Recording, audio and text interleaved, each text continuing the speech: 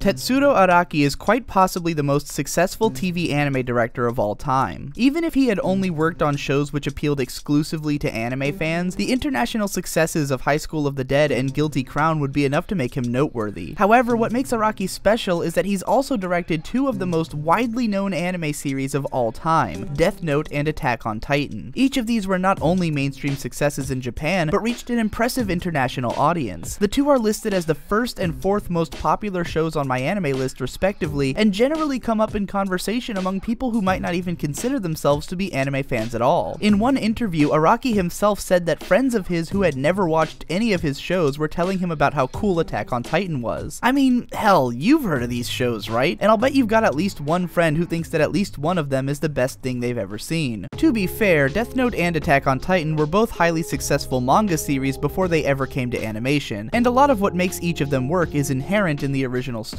However, there's no question that a popular manga doesn't necessarily translate to a good or successful adaptation, and the fact that Araki has made this lightning strike multiple times is extremely impressive. Even if his only talent was being able to recognize which works were worth attaching his name to, it would be one hell of an enviable skill. Of course, I think there's more to it than that, which is why I'm about to break down what I think this director does to make his series stand out to such an extent. First and foremost, what Araki excels at is the good old-fashioned Hollywood wow factor. All of his shows are explosively bombastic, visually stimulating, and over the top. They are stylistically hyper-real, with intense colors, sweeping and rotating cameras, and frenetic action sequences. These are shows that grab your attention, and with all of them having been produced either by Studio Madhouse, Production IG, or the newly formed IG spin-off Wit Studio, these shows have the talent and budget behind them to bring Araki's intense visions to life like no other TV anime can do. Araki's style stands out because whereas many directors try to be over the top using just explosions or chase scenes or an ever-increasing scale of destruction, Araki focuses more on taking the emotions and subtleties of his characters and presenting them in hyper-dramatic ways. Some of the most exciting scenes in Attack on Titan consist of characters giving big speeches or reacting with horror at what they see before them. In Death Note, Light Yagami writing in a notebook or eating a potato chip can feel like the most epic thing in the world. With High School of the Dead, Araki specifically told his team to come up with unique and over-the-top uses for breast physics, leading to the legendary Matrix boob scene among others. The best way to get a sense of Araki's strengths is by watching Guilty Crown, which in spite of its success is less popular than the other shows that I've mentioned. By most accounts, Guilty Crown's anime original script was an utter mess, and a lot of people watched it with the fascination of a train wreck. However, what made Guilty Crown so watchable in spite of its script was the super sleek production values. With beautiful character designs by Red Juice, an exciting Hiroyuki Sawano soundtrack, lavishly detailed background art, and Araki's propensity for high-intensity action, Guilty Crown managed to entertain so much on the production level alone that it still managed to be successful. Araki clearly has an eye for putting all the best elements of production into his work, regardless of what the script might look like. That said, the true might of Araki's talents comes through in his adaptation work, as he can so perfectly draw out the basic appeal of the manga that he brings to animation. In Death Note and Attack on Titan, he took the impact and emotions of each scene and magnified them to the point of near excess. He perfectly understood where the raw, adrenaline-pumping energies of these series lie. With High School of the Dead, he must have realized that what set the manga apart from all of the zombie stories it pays homage to was the emphasis on fan service, so he ramped that fan service up to the highest degree possible and capitalized on it brilliantly. The key word I would use in describing Araki's work is memorable. I'm not even a fan of Attack on Titan, having dropped it after 5 episodes, but I can clearly remember the first time that I saw the insane action animation in the show's trailers, and the moment when Eren's mom got eaten in the first episode, and that unforgettable opening theme by Linked Horizon. I remember all those weird-ass random titans because they were made to feel so distinct and strange, and I remember all those kids dying in episode 4. I still remember scenes from Death Note that I watched 9 years ago, and I'll never forget Matrix boobs for as long as I live. Just try and imagine if any of these series had been directed and animated by anyone else. If they didn't have that explosively memorable factor, would any of them have stood out nearly as much? I think of something like the first season of the Bakuman anime, which many fans consider to be inferior to the manga simply because it failed at capturing the raw intensity of the storyline, and I wonder how a show like that could have felt better if someone like Araki had given it the dramatic treatment of Death Note. On the storytelling level, it's hard to determine how much credit Araki deserves. Not only are his most successful works all adaptations, but he doesn't write the scenarios for most of his shows either. However, However, I think it's worth pointing out that all of his shows fall into the same general narrative style, with the same kind of appeal, making it clear that if nothing else, Araki has a particular kind of manga that he likes adapting the most. Specifically, all of Tetsuro Araki's shows have a very broad demographic appeal. These are shows that both adults and teenagers can easily enjoy, and in the cases of Death Note and Attack on Titan, are neither particularly gendered nor contain any factors which might limit the appeal to only anime fans, other than the fact that they are animated. And when Araki does make shows that are geared specifically towards a certain market, he makes sure to appeal to that market as strongly as possible. Death Note is perhaps the best example of Araki's broad demographic appeal. A lot of Death Note fans would probably never guess that the original manga ran in Shonen Jump, alongside the likes of Naruto, Bleach, and One Piece, because it feels like something made with adults in mind. It has serious, dark themes, a working understanding of psychology and social politics, and a tendency towards very smartly written strategic scenarios.